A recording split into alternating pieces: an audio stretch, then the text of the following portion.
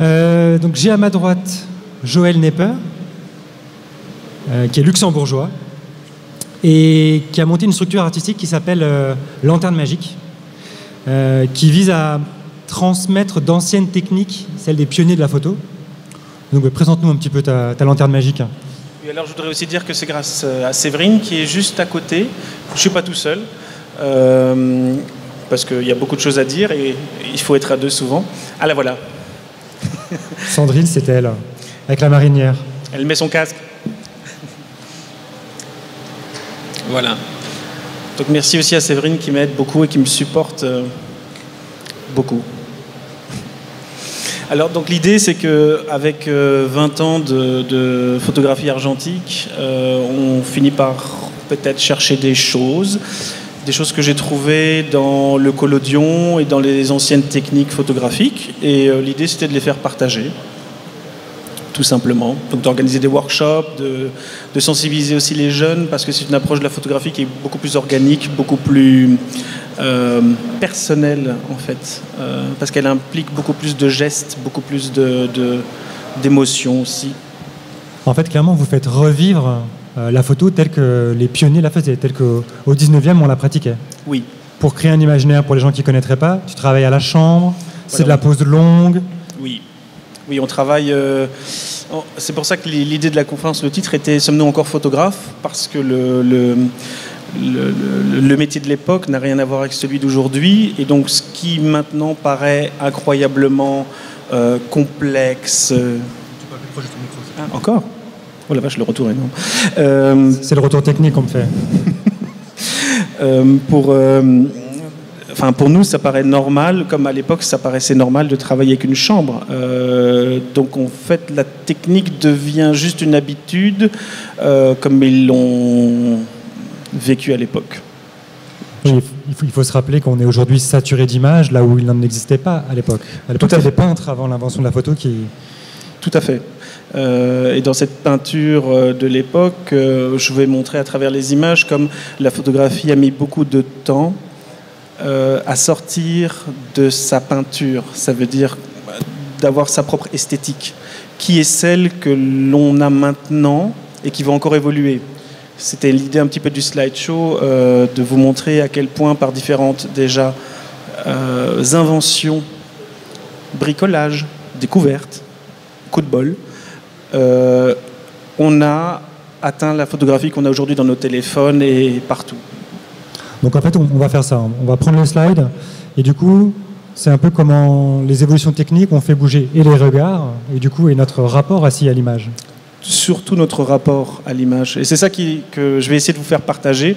Alors Raoul, il m'a demandé en fait de faire un historique de la photo.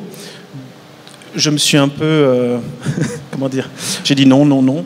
Mais il m'a dit, mais si, raconte tes petites histoires, t'as plein de petites histoires. Donc c'est ça, c'est pas une histoire de la photographie qui est barbante. Moi, je vais vous parler de plein de petites histoires, plein de petites découvertes qui sont rigolotes et qui font ce qu'on est aujourd'hui. Alors, il dit qu'il ne fait pas d'histoire, mais on va quand même balayer de 1820 à 1910. Hein. Oui, je me suis arrêté à 1910 parce qu'après c'est trop chiant. Donc on reste jusqu'en 1900. Alors, tout le monde connaît la première image, très très, très belle, de Niepce. Donc en 1826, Niepce qui travaille pour essayer d'enregistrer une image de sa fenêtre. On a tous fait une photo de sa fenêtre. Juste lui, c'est le premier. Hein. Il faut quand même le dire. Puis quelle matière ? Alors oui, bitume de Judée, ça veut dire on prend une plaque d'étain, on coule du bitume. Tout le monde connaît le bitume qu'on a sur les routes. Les Égyptiens connaissaient déjà le bitume et ses propriétés photographiques. D'ailleurs, on les appelle les pétroglyphes. Ça veut dire qu'ils ont déjà détecté à l'époque en Égypte que l'ombre portée d'un rocher ou de quelque chose qui est là très longtemps sur un résidu de bitume crée une sorte d'image. Voilà. Donc moi, j'en ai fait. C'est très très chouette. Il ne faut juste pas être pressé. Ça veut dire là, Niepce, il a laissé sa fenêtre ouverte 5 jours. Pour faire l'image. Et c'est pour ça qu'elle est très difficile à lire, parce qu'en fait, on a toutes les ombres portées. Là, on le voit, en fait, ici, c'est un toit en diagonale, et c'est l'ombre portée de la cheminée sur le toit. Évidemment, sur 5 jours, on se rend bien compte que l'image est très dure à lire, mais moi je l'adore parce que justement, elle donne une idée de temporalité et non pas du tout une idée esthétique en photographie. Voilà. Donc je dis, j'en ai mis 45 des slides, donc je vais vous exploser. Donc je fais vite. Hop, on continue. Niepce s'associe avec Daguerre en 1820, après 29-30. Niepce meurt. Daguerre, avec les innovations, propose, grâce à Aragon, qui était une personne, un scientifique, un astronome, et aussi un homme d'État. Il propose à l'Assemblée une nouvelle invention qui va révolutionner le monde, la photographie. Il faut s'imaginer. Hein. Il n'y a rien qui existait à l'époque, juste la peinture. Rappelez-vous. C'est vrai, du coup, c'est une vraie révolution en fait. Ah, c'est une vraie révolution, mais personne ne la comprend encore, évidemment, parce qu'on n'a pas le recul. Ce qui est amusant de préciser, c'est pour ça que je me suis emmerdé à trouver la petite image à droite, c'est l'avantage de Daguerre, c'est qu'il est le premier à faire un marketing.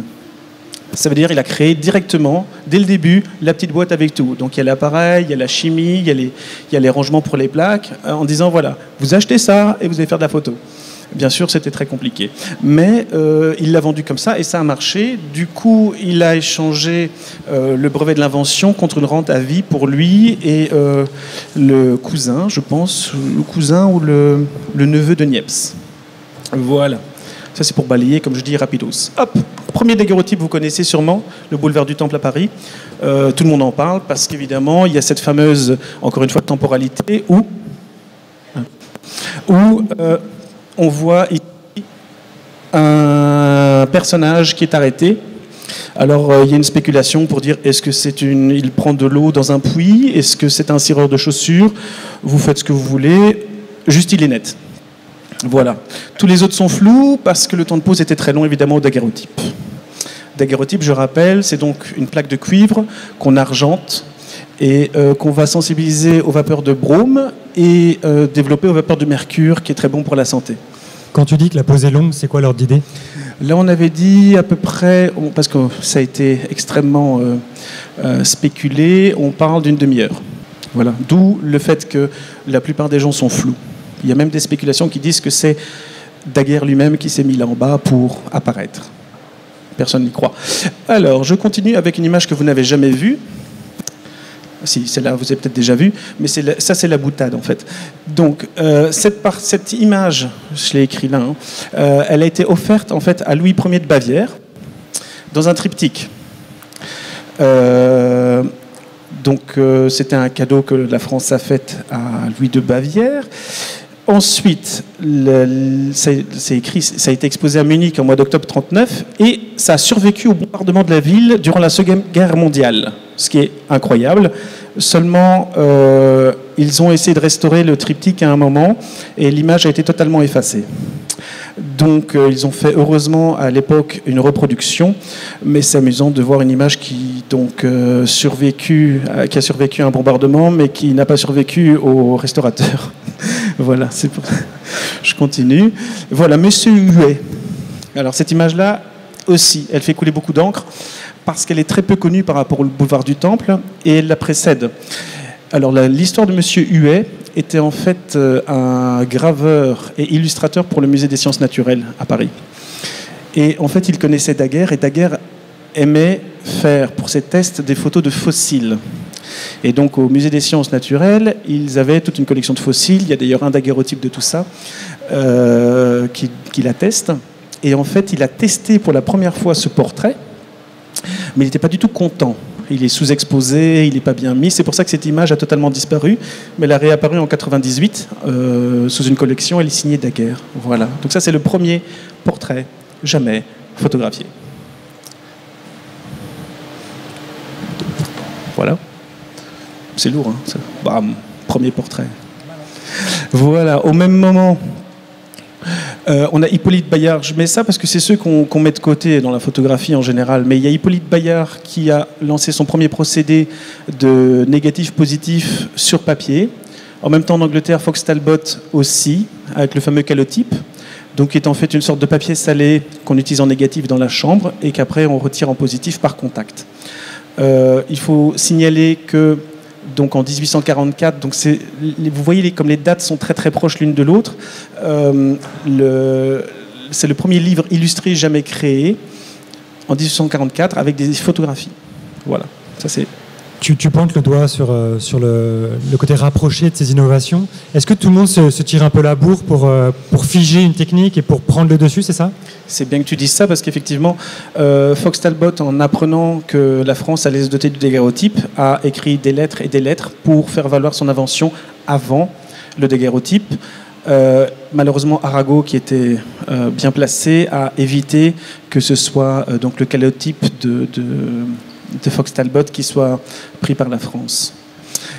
Je continue, je fais le petit point avec avec la photographie. C'est pour vous montrer des images, donc des daguerreotypes de l'époque qu'on voit moins souvent. Donc une vue de la Lune qui est magnifique en 1852. Voilà. Il faut s'imaginer, donc un daguerreotype n'est pas reproductible. Hein. C'est une plaque de cuivre qui est opaque, donc l'image, elle est juste, on peut la voir, on la tient dans la main, mais on ne peut pas du tout la reproduire, sauf maintenant numériquement. Mais à l'époque, il y avait un seul daguerreotype de la Lune. La durée de vie, de conservation? Pour un daguerreotype, on a une centaine d'années aussi, parce qu'on en récupère encore de très bonne qualité. Voilà.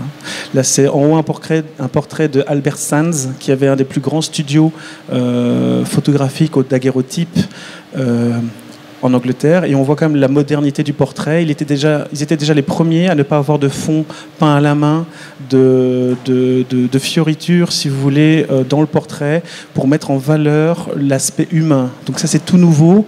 Et on est encore une fois en 1844, 1845. Donc c'est vraiment dans les prémices déjà, il y a cette idée de sortir de la peinture, d'aller vers quelque chose de beaucoup plus, je dirais, pas reportage, mais d'aller beaucoup plus sur le côté intime. Et en bas, un portrait de Daguerre avec son daguerreotype. Voilà. Pardon. Voilà. Des choses aussi amusantes. Des choses qu'on ne fait plus. Alors, à gauche, c'était une commande faite par un un bourgeois, en fait, qui était persuadé qu'il y avait une séparation. Il a d'ailleurs écrit toute une théorie sur different species, qui disait que les Noirs étaient d'une autre race que les Blancs, et donc il a commandé toute une série de portraits au daguerreotype pour étayer sa thèse. Donc ça, c'est écrit toujours. Il s'appelle Renty et c'est l'esclave de la maison. Je trouve ça, avec 100 ans de recul, terrible. C'est l'époque de la phrénologie aussi. On commence à mesurer le crâne pour... Tout à fait. Oui, c'est déjà... Donc là, c'est une vue de face qui est assez impressionnante, mais après, il les fait nus, de profil, vraiment pour essayer de déterminer un type pour prouver sa thèse, qui est totalement débile. Voilà. Et à droite, on a un joli portrait post-mortem, parce que ça se faisait aussi beaucoup, vu que la mortalité infantile était très importante, d'enregistrer quand même les gens qui mouraient, pour garder un souvenir, une trace. Je vous parlerai en privé de ça si ça vous intéresse. Ça veut dire qu'il conservait cette image-là? Il conservait cette image-là. Voilà, et donc aussi toujours des positions très calmes, endormies, posées. Bon, comme je dis, c'est déjà tout un sujet, ça. Voilà, je continue. Donc ça, c'est notre ami Herschel, en Angleterre, scientifique. C'est un daguerreotype, c'est pour rester dans la période, avec le premier livre d'illustration aussi jamais créé au cyanotype par Anna Atkins, qui faisait des photogrammes. Donc elle posait les feuillages directement sur le cyanotype et elle l'exposait à la lumière, qui créait donc une ombre chinoise, donc le blanc dans ce cas-ci. Et ce qui est intéressant de dire, c'est que Herschel, c'est lui qui a inventé le cyanotype. Et c'est lui qui a inventé l'éther aussi, qu'on va découvrir dans les autres procédés. Il y a des gens ici qui en font des cyanotypes, si vous voulez, plus tard. Là-bas, c'est les... Voilà, elle fait coucou. Voilà, donc si vous voulez voir aussi comment ça fonctionne, il faut aller voir Laura. Voilà, je continue un petit peu. Donc, en France, on fait du daguerreotype, mais la technique de Fox Talbot fait quand même des émules en France. Donc pour ceux qui vont à Arles, ça c'est le cloître, où il y a toujours les expos. Là, on voit que c'est un papier salé, donc un calotype de 1852. Il y a eu cette fameuse mission héliographique, parce que dès qu'on a pu se rendre compte qu'avec le papier, on pouvait voyager, les sites et monuments, comme on les appellerait maintenant, ont commandité 4 photographes pour aller enregistrer les monuments de la France. Tout ça avec le papier salé. Et donc on retrouve Gustave Le Gray, on retrouve Baldus, on retrouve Hippolyte Bayard, qui s'était, je rappelle, voilà, à gauche, qui s'était autoportraité d'ailleurs, c'était une histoire ça, rigolote, il s'était autoportraité en mort noyé, parce qu'en fait son procédé n'avait pas été sélectionné non plus, et que c'était le daguerreotype la référence maintenant. Et donc on voit les mains noires, c'est à cause du nitrate d'argent pour tous ces procédés-là. C'est pour ça qu'on appelait les photographes les mains noires. Voilà, donc après, il a donc fait toute cette série d'images avec Gustave Le Gray, Henri Le Sec. Je te coupe, mais du coup, je ne sais pas si j'empiète, mais tu me dis, la question de la reproductibilité, elle est tout de suite aussi présente pour la diffusion ou pas ? C'est ça, exactement, le maître mot, en tout cas pour la mission héliographique. L'idée, c'était d'envoyer les gens emporter... ramener plutôt les images de ces monuments et de pouvoir en faire des illustrations, des livres, etc. Parce que le calotype est reproductible, c'était donc pas possible au daguerreotype. Est-ce que, j'ai encore une question du coup, est-ce qu'on sait si aux origines comme ça de la photo, au début, on lui accole une fonction réaliste, c'est le réel, c'est comme ça, ou est-ce qu'on se pose déjà la question de savoir par rapport à une peinture où du coup on prend beaucoup de temps et il y a une interprétation, il y a une patte humaine. Là, il y en a aussi une, mais est-ce qu'on la voit comme ça, est-ce qu'on lit les images comme ça à l'époque ou pas ? Oui, même trop. Ça veut dire ce qui était photographique était d'ailleurs très controversé parce qu'on trouvait trop réel pour être naturel. Donc il y a les fameux pamphlets de Baudelaire à l'époque qui étaient tout à fait contre la photographie parce qu'elle supprimait l'interprétation. Ça a fait couler beaucoup d'encre, effectivement, cette réalité. D'où après tous les mouvements qui vont suivre, on va en parler avec les picturalistes, etc., enfin qui sont plus tard, mais il y a déjà les prémices d'un schisme. Juste avant 1900, on va y arriver. Ça j'ai trouvé ces images-là amusantes parce que c'est la cathédrale de Metz. Parce qu'ils étaient répartis dans toute la France. Donc on a quand même des calotypes de la cathédrale de Metz, ici, en 1851. On a aussi une vue de Montmartre, comme vous ne l'avez pas encore vue. Voilà. Que je trouve très très belle. On a la Notre-Dame, avant qu'elle brûle. Voilà. Très belle aussi. Et Le Gray qui fait ces magnifiques vues ou ces marines que vous avez peut-être sûrement déjà vues au papier salé. Et j'ai pris cette image-là surtout parce qu'en fait, il faut savoir que le ciel n'a rien à voir avec l'image. C'était déjà les premiers montages photographiques, ça veut dire la mer est une image, le ciel un autre. Donc déjà à l'époque, il y avait cette notion de composer une image.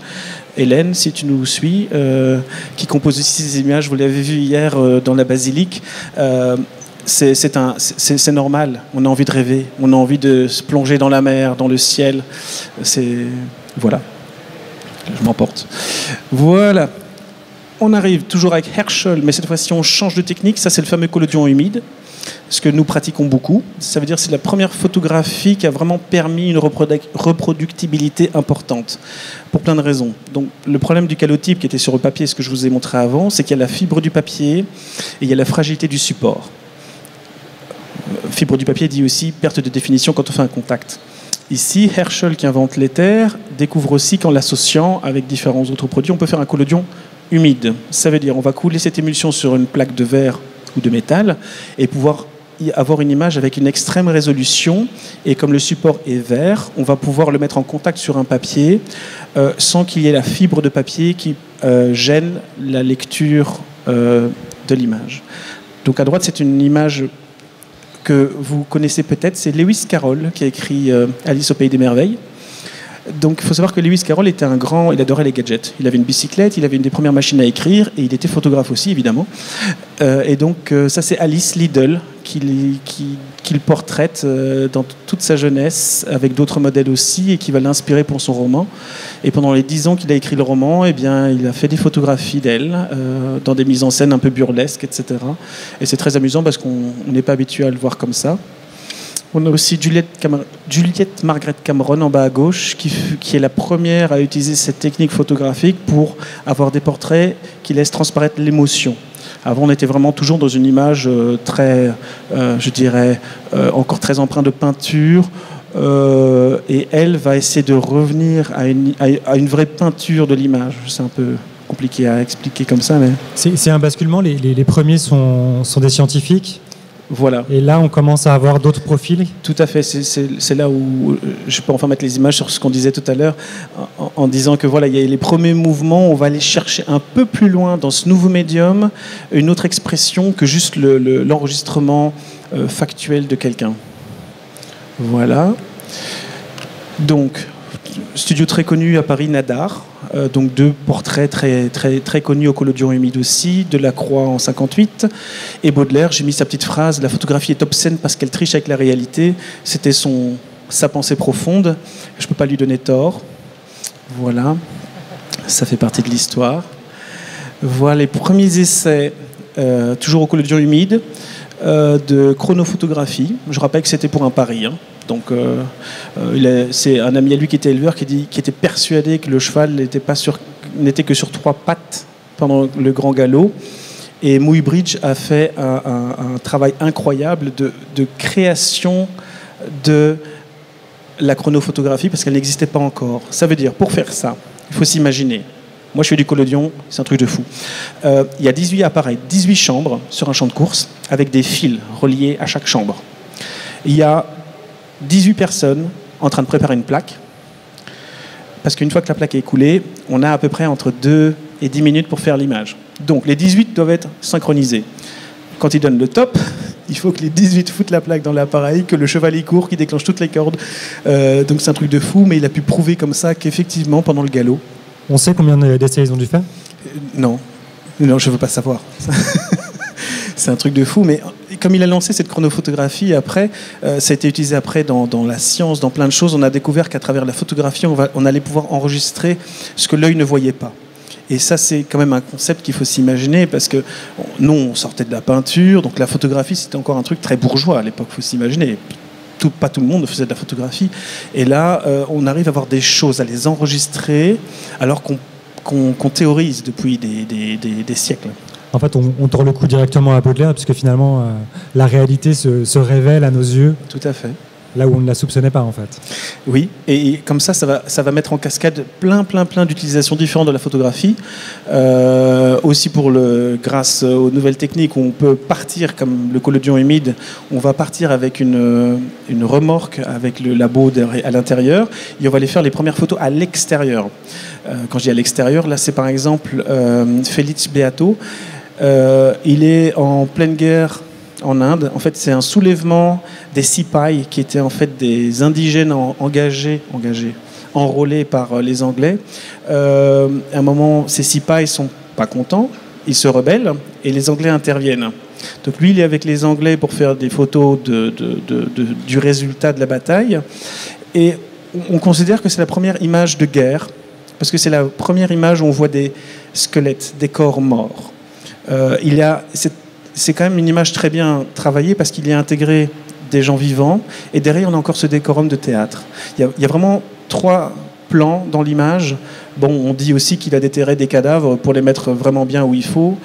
C'est possible, hein, mais il faut quand même...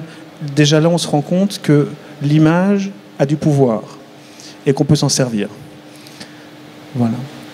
Dans le même esprit, on a Roger Fenton, pendant la guerre de Crimée, toujours au collodion humide, qui va faire les premières images de cette guerre de Crimée. Malheureusement, les temps de pause sont trop longs et il ne peut pas avoir de scène d'action ou de combat. D'autres disent qu'il ne voulait pas pour donner l'image d'une guerre propre. Hein. On sait très bien comment ça se passe maintenant, donc je pense que ce n'était pas très différent à l'époque. Voilà. Ça, c'est Roger Fenton, donc avec son van photographique. Nous, on a une petite tente qui fait pareil, qui permet de se mettre dans le noir, de travailler les plaques directement, parce que, comme je dis, entre le moment où la plaque est coulée et le moment où on doit la révéler, suivant les températures, on a de 2 à 10 minutes. Voilà.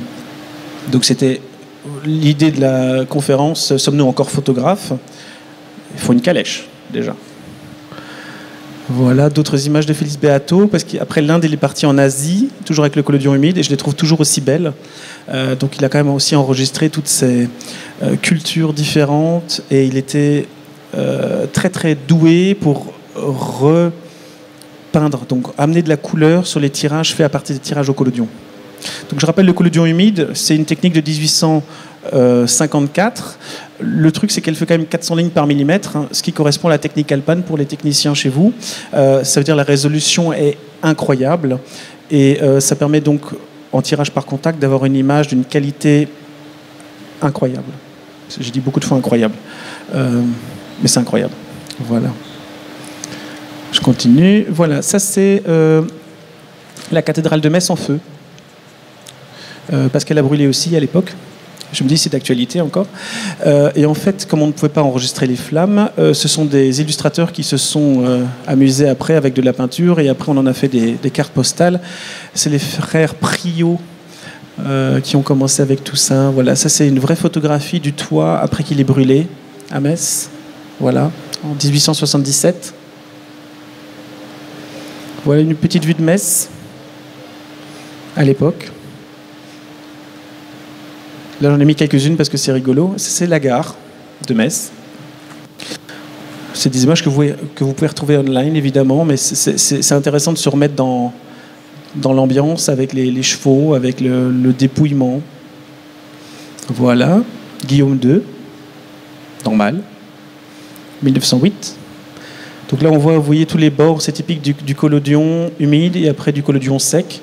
Donc les plaques ont évolué un petit peu après, et on a pu trouver une gélatine qui permettait de stabiliser ça, ce qui nous permettait de faire les images et de les développer par la suite. Pas encore tout à fait, mais on va y arriver. Voilà. La porte des Allemands. Et puis, les Zeppelins. Il faut quand même... À Frascati, il y avait une base Zeppelin. Je ne sais pas si vous le saviez. Donc c'est très beau, les petits chapeaux, les vélos, tout le monde qui venait voir le petit Zeppelin atterrir. Voilà.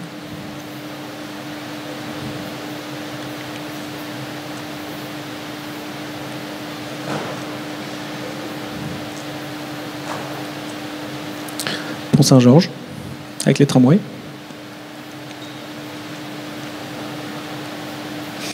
Voilà.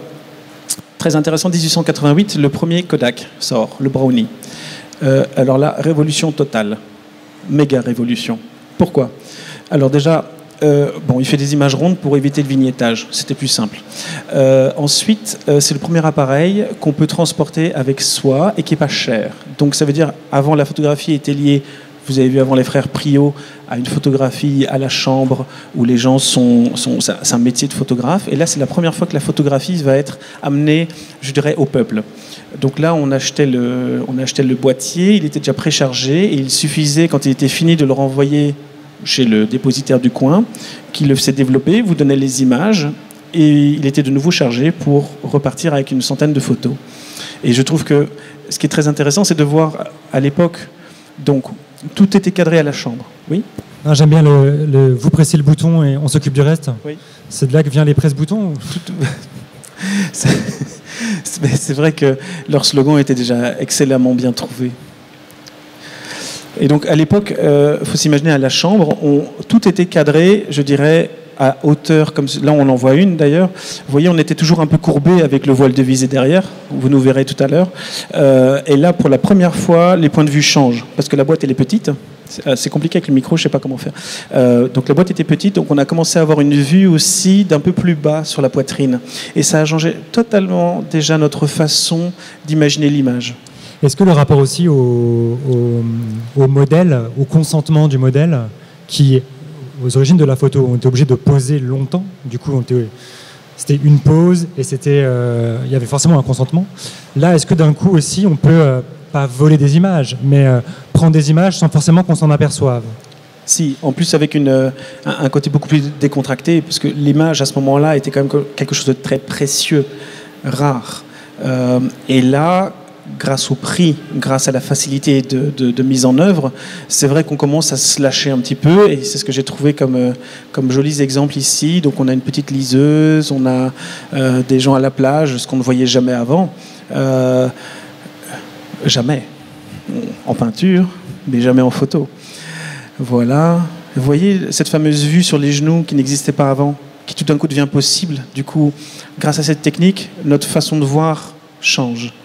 Donc, je rappelle, entre le daguerreotype, qui est encore très peinture, avec des poses très héritées de la peinture, à cause du temps de pose très long, donc c'est vraiment des poses comme ceci, bien droit, on regarde l'appareil, jusqu'à là déjà maintenant, où c'est dans l'action un petit peu, où on est beaucoup plus bas, il y a déjà tout un bouleversement.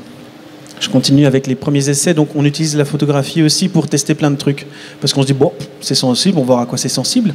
Donc, je vous passe toute la partie avec les photographies ésotériques. On vous mettait une plaque sur le front et avec les différents effets que ça pouvait faire, on faisait une photo de l'esprit. Les auras. Tout à fait. Là, c'est une très jolie... Donc, on électrifiait la main de la personne sur une plaque photographique et ça crée tous ces éclairs électromagnétiques. Je trouvais ça assez joli pour montrer aussi que... oui, je suis très d'accord sur l'idée que notre photographie elle est avant tout vernaculaire. Elle représente quand même 99% de la masse. Hein. La photographie d'art, c'est vraiment rare. Mais quand on parle de photographie, la plupart des gens imaginent art, alors que la photographie, c'est la voisine au balcon, c'est le chien qui sourit, c'est les enfants. Ça, c'est la photographie. C'est quand même un médium de masse, un médium... populaire, facile. Tout à fait. Techniquement pas très compliqué aujourd'hui, en tout cas. Tout à fait. Oui, et là, vous allez le voir quand on va y arriver, à quel point ça vient quand même d'une évolution qui a été lente, mais très saccadée et rapprochée. En fait, parce que là, on voit les dates, on est toujours en 1896, et on voit que 20 ans ou 10 ans avant, il n'y avait déjà pas de photographie scientifique, il y avait pas de portrait à mi-hauteur, il n'y avait pas tout ça. Tu étais d'accord avec Bourdieu qui parlait d'un art moyen pour la photographie. Oui. Et c'est aussi pour ça, c'est parce que tout le monde peut y accéder, qu'on n'a du coup pas considéré la photo pendant très longtemps, malgré ce que tu viens de nous montrer là, comme un vrai art. Ce qui est très compliqué là-dessus aussi, ça serait une autre conférence, c'est aussi de voir culturellement, comme en France, si tu veux, la France a eu un énorme problème avec la photographie, parce que comme ils sont l'inventeur de la photographie, ils ont dû passer par toutes les étapes de faire numéroter des tirages, d'avoir une justification par rapport au support, des signatures, des numérotations, pour l'intégrer comme œuvre d'art.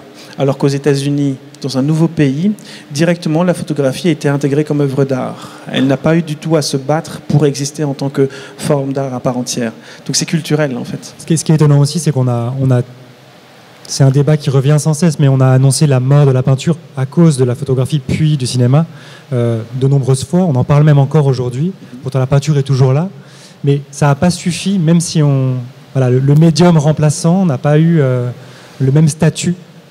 Le statut est toujours à conquérir quelque part. Oui, et je dis, mais c'est culturel. Aux États-Unis, le MoMA faisait déjà des expositions en 1910 de photographie ou 1920, parce que pour eux, c'était, comme c'est un nouveau pays, je le rappelle, à l'époque, il y a déjà cette idée de prendre le médium, il a sa place, comme la peinture, comme la sculpture, c'est la photographie. C'est chez nous, ici en Europe, qu'elle a dû se lâcher par rapport à tout ça. Et c'est Lewis Carroll qui disait aussi qu'il ne croit plus en la photographie, c'est ce que j'ai écrit au début, parce qu'il faudrait d'abord qu'elle soit l'image d'elle-même, enfin qu'elle soit quelque chose qu'elle ne représente plus quelque chose qu'elle représente. Je crois que c'est mieux de remettre la première image. Mais c'est intéressant parce que pour tout le monde, la photographie, c'est l'art de la reproduction de la réalité, alors que pour Lewis, déjà, c'est quelque chose d'à part entière. Ce n'est pas l'image de quelque chose. C'est une sorte de métaphysique d'un rêve ou d'une pensée. Il le prend déjà comme un médium parmi d'autres, en fait. Tout à fait. Mais donc, il faut une certaine clairvoyance. Déjà, je trouve ça magnifique d'imaginer...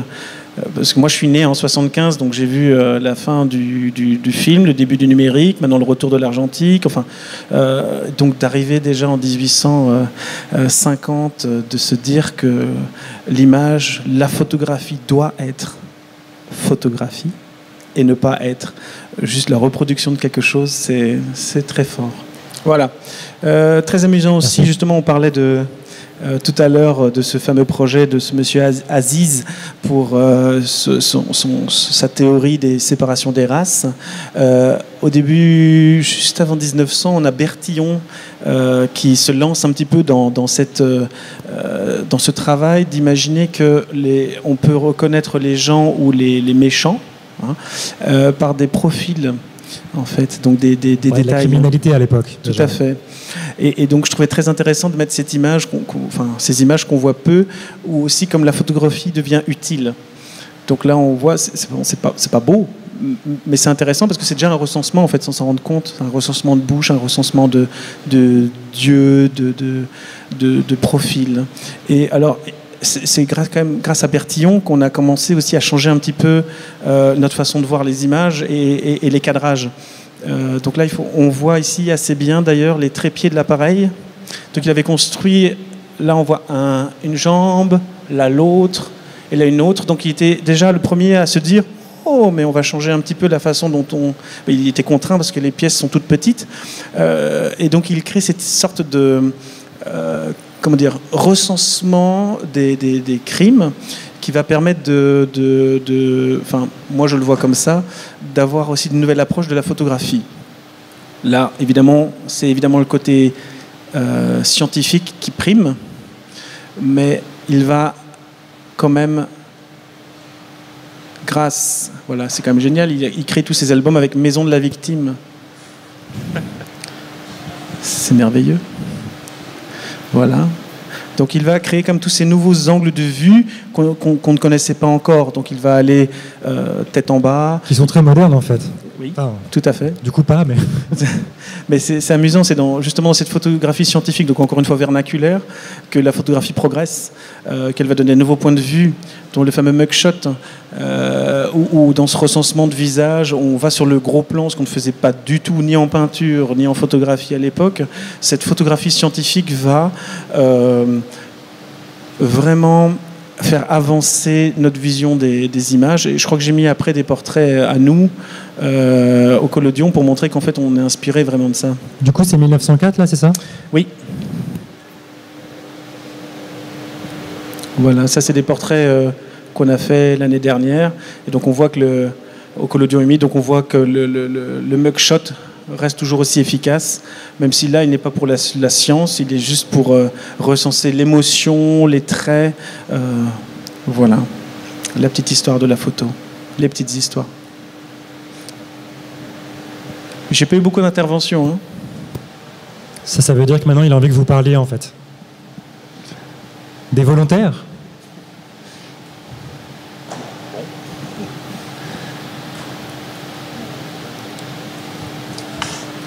Le Turc est volontaire. Non, mais je voulais savoir si tu avais trouvé une réponse à la question, si on était encore photographe ou pas, quoi. En gros. C'est une bonne question. Non, j'ai toujours pas trouvé. Non, je cherche encore, mais c'est devenu...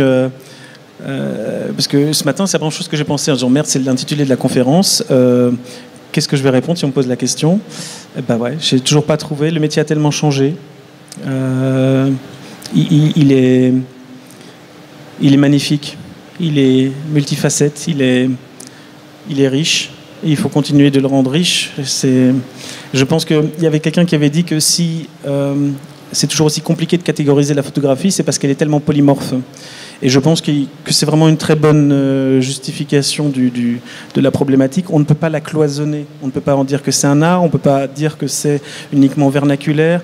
Elle est tout...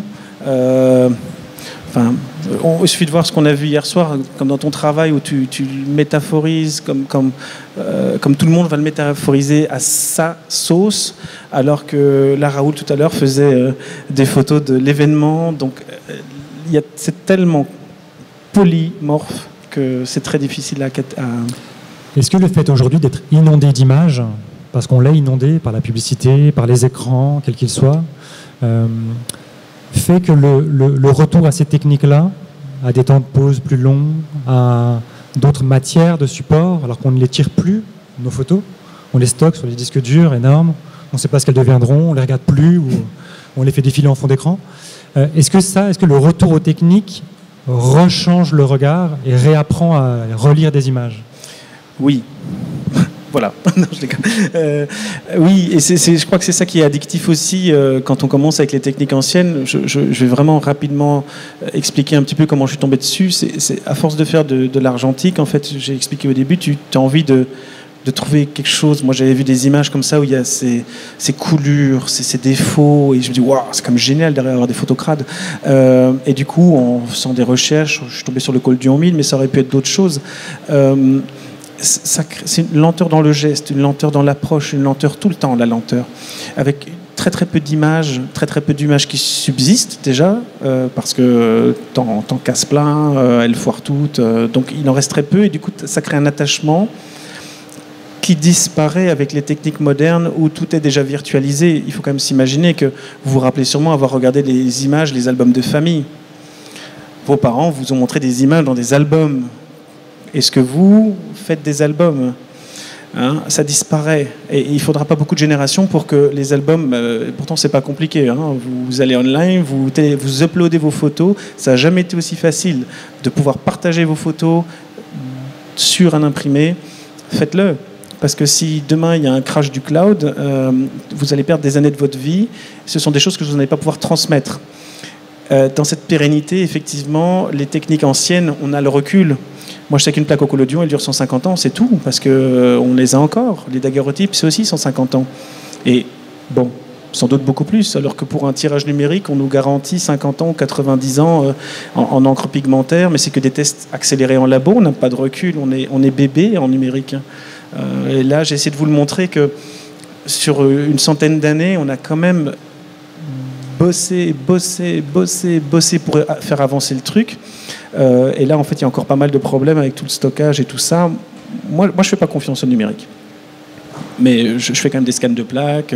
Je l'utilise, c'est un outil. Mais remettez les mains dans les bacs.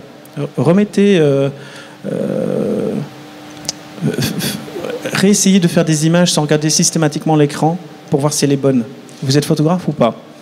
Donc sommes-nous encore photographes ? Je pense que si tu sais faire la mise au point et mesurer la lumière, tu n'as pas besoin de vérifier si elle est bonne. Parce que le fait de vérifier si elle est bonne, elle est consommée. Photoconsommer, l'attachement disparaît. Et après, on n'a même plus envie de faire l'editing, en fait, parce on sait, on n'a même plus envie de découvrir. Alors qu'on disait que pour un bon projet, il faut mettre les négatifs 1 an dans un tiroir et puis réouvrir le tiroir, les développer. C'est vrai que ça pourrait être une conférence en soi. Qu'est-ce qu'une bonne photo ? Là, t'imagines le nombre de conférences qu'on peut faire aujourd'hui. Mais il y a tellement de thématiques, mais j'ai pas vraiment répondu à la question avec les techniques anciennes, mais en fait,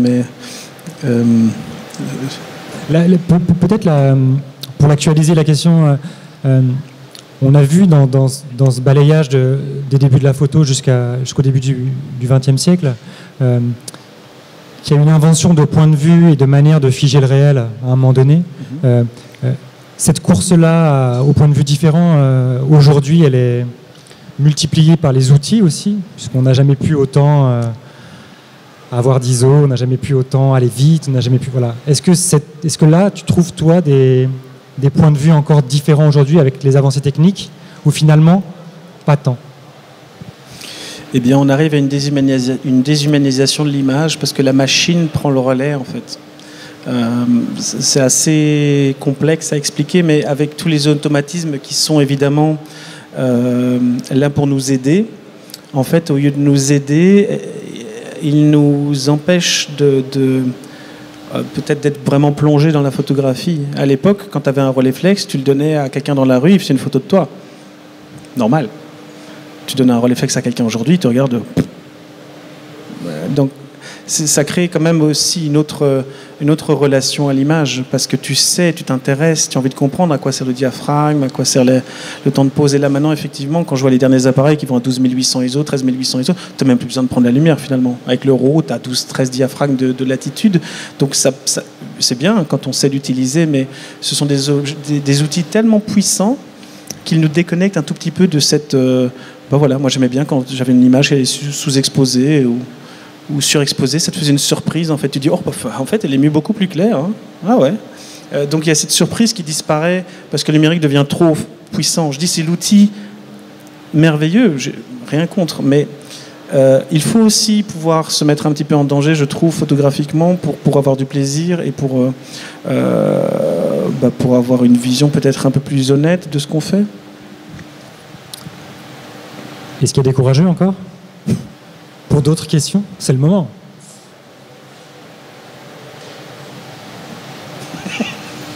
Le Turc est mon meilleur client aujourd'hui. 1 heure de conférence, 2 questions.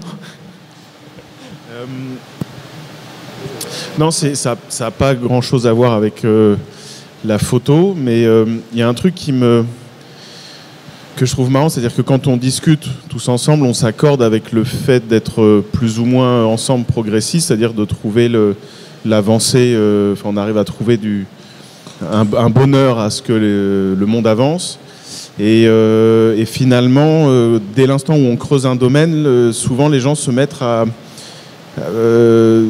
n'ont pas de honte à être un peu conservateur. Alors est-ce que tu assumes le fait d'être un peu conservateur dans ton domaine? Pleinement. D'accord. Pleinement. C'est aussi le principe de Lanterne Magique, c'est quand même d'assurer la pérennité de ces choses, de ces techniques, de ces formes d'expression. Moi, je l'ai découvert à travers finalement le processus artistique ou le processus de création, où utiliser ces techniques qui sont encore très liées à une gestuelle, à un artisanat, ça veut dire le choix du papier pour un cyanotype, le choix du grain, tout ça va contribuer à une meilleure expression du ressenti. Et du coup, je trouvais tout à fait normal avec Séverine de le partager, de dire mais pour ces jeunes qui ont 18 ans, moi j'étais à l'Académie des Beaux-Arts, tu vois, tu connais rien à rien encore, donc plus tu as de couleurs sur ta palette, hein, plus tu vas pouvoir les mélanger, les sélectionner, créer d'autres choses. Donc c'est aussi pour ça, c'est d'avoir juste peut-être aussi de garder une alternative au numérique tout simplement, mais il y a vraiment aussi un rapport émotionnel à l'objet qui est lié à sa non-consommation immédiate, comme je dis, le coût de l'écran. Il y a beaucoup de choses que tu peux faire en numérique comme en analogue. Ça veut dire ne pas regarder l'écran, ça veut dire faire ton éditing 1 an après parce que tu mets ta carte mémoire dans un tiroir, c'est pas ça le problème. Même en faire une œuvre unique, tu prends l'image, tu l'imprimes, tu l'effaces. Mais quand je dis ça, les gens, ils font... Tu peux faire beaucoup de choses, mais je parle de l'approche personnelle par rapport à la photographie qui doit évoluer aussi. Notre regard doit évoluer. Il faut quand même s'imaginer la quantité d'images qui est balancée tous les jours sur les réseaux à travers les téléphones. Et ce sont des images, il y a surtout du vernaculaire, mais ça nous nuit en fait, parce que ça nous empêche de voir les images. Il n'y a pas d'éducation à voir les images. C'est ce que je reproche un petit peu. Ça veut dire l'outil a progressé énormément, mais notre lecture de l'image est restée encore 1910, 1920. On ne sait pas trop ce qu'on fait, ce qu'on voit. Est-ce que tu peux nous parler du rapport, je l'évoquais tout à l'heure, ce rapport photographe-modèle, ce temps de pause qui est là dans les photos que tu fais entre 10 et 15 secondes, oui. Pour en faire une image, oui. Qu'on pourra pas, qu'il faudra refaire à chaque fois comme ça, mais si on veut les refaire.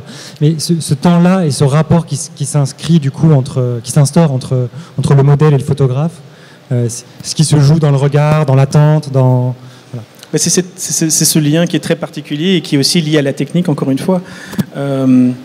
Encore une fois, rien qu'on ne puisse pas non plus faire en numérique. On peut faire un temps de pause de 15 secondes avec quelqu'un.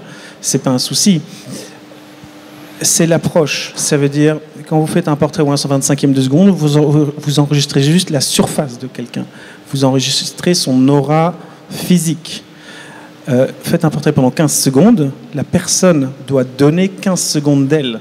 Elle sera beaucoup plus là. Si on peut prendre l'exemple dans une forêt, par exemple.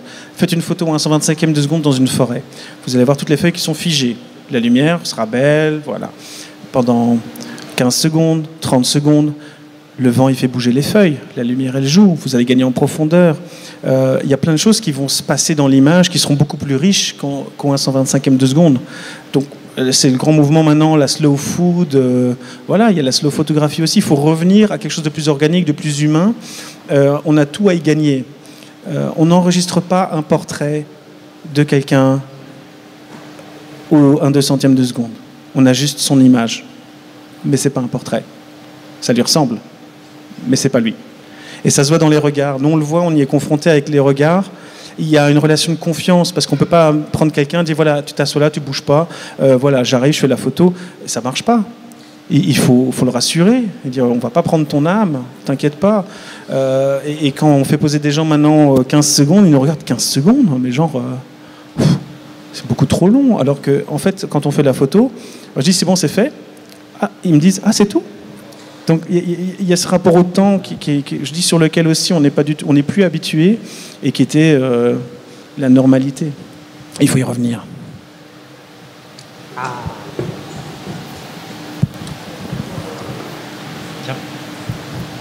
Bonjour, j'ai beaucoup de choses, j'ai plein de questions et des remarques aussi à faire.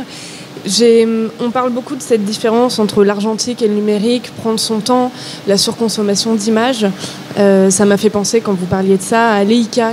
Alors, je suis nulle en référence, mais je me souviens qu'ils avaient sorti un appareil photo numérique sans écran. Oui. Et lorsque c'était sorti, j'avais bien compris en fait leur problématique. Essayer de revenir à une technique argentique. Essayer de revenir à une technique argentique où le temps est important, où la latence des images, ou l'oubli des images, en fait, c'est ça aussi qui est intéressant avec l'argentique, c'est de photographier, et au moment où on a photographié, d'oublier ces images et de les faire développer plus tard. Et la problématique de Leica avec cet appareil photo était très intéressante et m'avait beaucoup questionné. Oui, je ne voudrais pas rentrer dans un débat parce que je considère qu'il faut faire les deux de toute façon. Argentique, oui, numérique, sculpture, tu fais bien tout. Il n'y a déjà pas de ségrégation. Après, effectivement, techniquement, le fait de devoir faire développer le film, etc., donc ce processus qu'on n'a plus en numérique, c'est un peu le bas qui blesse pour l'instant. Mais ce sont des choses qu'avec, encore une fois, un peu d'éducation, on arrivera à changer. Mais je pense que c'est aussi pour ça qu'on fait des conférences, c'est aussi pour expliquer aux gens, apprenez à vous structurer. C'est pas parce que tu as un numérique que tu vas faire 250 images ou 300 parce que tu peux le faire. Tu fais tes images comme tu le fais d'habitude. Tu mets, je dis, ta carte mémoire dans le tiroir pendant 1 an. Tu fais l'editing après. Tu imprimes juste 10 images et tu effaces toutes les autres. Et tu peux avoir quelque chose comme ça de très, très, très intime qui, je dirais, dans un sens, jusqu'à la fin, valorise l'image, valorise ta pensée, ton regard. Parce que tout le monde fait des editings où tu as 200 images et puis elles sont toujours très proches. Tu dis, bon, bah, celle-là ou celle-là, ouais, celle-là. Et donc, déjà là aussi, il n'y a plus de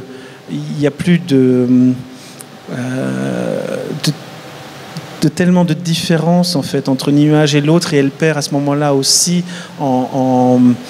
en valeur. Moi, j'aime bien cette valeur de l'image. Moi, je suis habitué à travailler sur verre, donc j'ai des objets déjà, ou même sur papier. J'adore le papier. Les papiers, c'est déjà, tu l'as en main, c'est sensuel, c'est toute une histoire, un papier. Donc rien que dans ton choix de papier, tu peux exprimer des choses. Si en plus tu mets l'image, que ça fait 1 an qu'elle est dans ton tiroir, et que quand tu la revois 1 an après, tu dis, ah, celle-là, ouais. C'est ça. Là, tu vas d'un bout à l'autre de la photographie et tu peux la partager facilement. Parce que les gens qui montent leur image sur leur téléphone, c'est moche. À titre personnel, moi, je travaille en numérique dans le cadre de mon travail. Je suis photographe. Mais toutes mes photos personnelles, mes photos de vacances, mes photos de voyage, les photos de mon amoureux, etc., je les prends en argentique parce qu'il y a ce rapport à l'image, à l'objet, qu'on perd complètement. Moi, dans ma technique professionnelle, je suis dans la surconsommation parce que mes clients ont besoin des images rapidement, donc je ne peux pas me permettre de travailler en argentique. Mais pour un usage personnel, je me force, entre guillemets, à revenir à cet usage-là parce qu'on perd le sens, je trouve, des images, même des images de loisirs. Quand on regarde nos albums de famille, ce n'était, entre guillemets, que des images de loisirs. Mais qu'est-ce qu'elles sont importantes, ces images-là ? Il n'y a que quand elles disparaissent, en général, qu'on s'en rend compte. Exactement. Combien d'entre vous a eu son disque dur cassé au mauvais moment ou avec des fichiers corrompus, et c'est justement l'année où il y avait la naissance. Oh, pas de chance. Donc, l'image est précieuse et je pense qu'il faut revenir à ça. Et évidemment, comme l'outil maintenant, comme j'ai expliqué, est très puissant, forcément, c'est compliqué, d'où l'éducation, d'où effectivement, oui, motive les gens autour de toi pour revenir à une image plus précieuse, plus simple, plus intimiste, plus personnelle, parce que là, les gens en imperméable jaune devant une montagne sur Instagram, il y en a ras-le-bol. Les photos de nourriture aussi, qu'au début du smartphone, où tout le monde faisait une photo de son plat, il y en a ras-le-bol. Qu'on revienne à une poésie de l'image, qu'on revienne à des sentiments, qu'on revienne à un sens de l'image. L'image, c'est important, c'est même primordial. C'est universel, tout le monde peut la lire, chacun peut y avoir son contenu, sa lecture.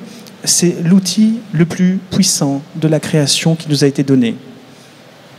Et j'avais une dernière remarque à faire. Vous parliez tout à l'heure du fait de prendre son temps quand vous faites vos portraits, qui nécessitent techniquement du temps, vous n'avez pas le choix. Et selon vous, c'est un gage à juste titre de qualité, parce que vous arrivez vraiment à cerner la personnalité de la personne. De différence, pas de qualité. D'accord. Vous arrivez de cette façon-là à cerner la personnalité de la personne que vous photographiez. Mais j'étais pas tout à fait d'accord, parce qu'il y a aussi, par exemple, la photographie de presse, le portrait de presse, où on peut avoir 2 minutes pour photographier quelqu'un. Et ça, il y a un autre challenge aussi dans le manque de temps, qui est très intéressant, où on a 2 minutes pour percer à jour une personnalité et faire un bon portrait, si on y arrive. Mais comment est-ce qu'on peut percer à jour une personne en 2 minutes alors qu'il faut une vie complète de vie commune, déjà pour essayer de comprendre comment fonctionne l'autre. Je suis d'accord sur l'idée.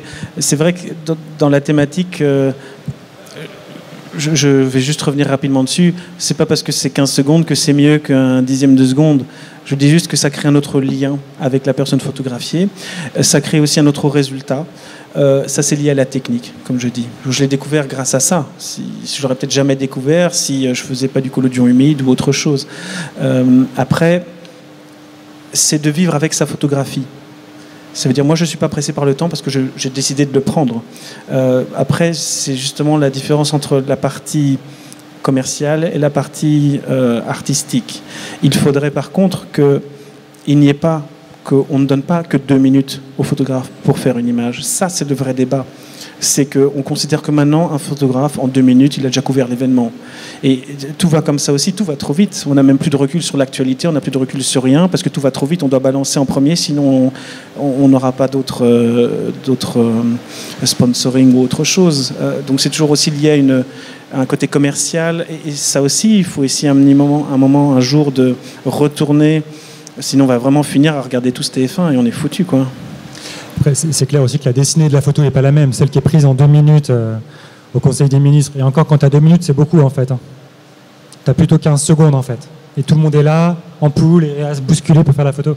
Cette photo-là, tu vas la regarder dans un journal, mais elle va rien te faire en fait. Puis tu vas l'oublier. Et puis même le photographe, il va l'éditer et l'effacer en fait. Mais voilà, dans la thématique, c'est pas du tout la même. Pourquoi déjà faire la photo de la poignée de main ?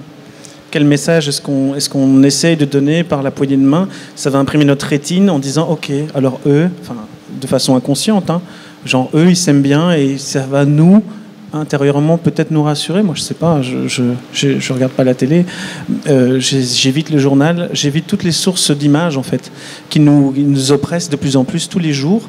Faites un petit peu attention.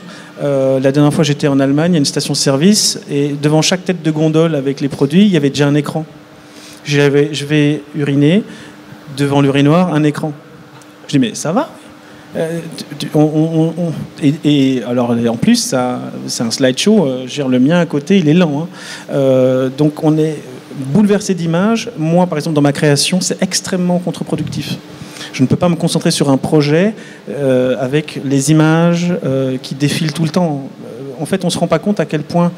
En fait, si, on s'en est très bien rendu compte depuis les Frères Lumière, c'est qu'à partir de 24 images secondes, notre cerveau trouve que c'est fluide. C'est-à-dire qu'il a enregistré les 24, même si on ne les a pas vus. Et c'est pareil maintenant. Donc on a 24 images secondes, ça veut dire que tu vas à une station-service, comme j'ai dit, ou n'importe où, tu as les panneaux publicitaires, après tu as ton téléphone. Notre cerveau est saturé d'images. Il faut revenir un petit peu en arrière et laisser les images pour quelque chose de qualitatif. Voilà. Prendre soin de nos cortex. Oui, c'est précieux. Je crois qu'on va rester là-dessus. Ouais. très bien. Je vous remercie tous.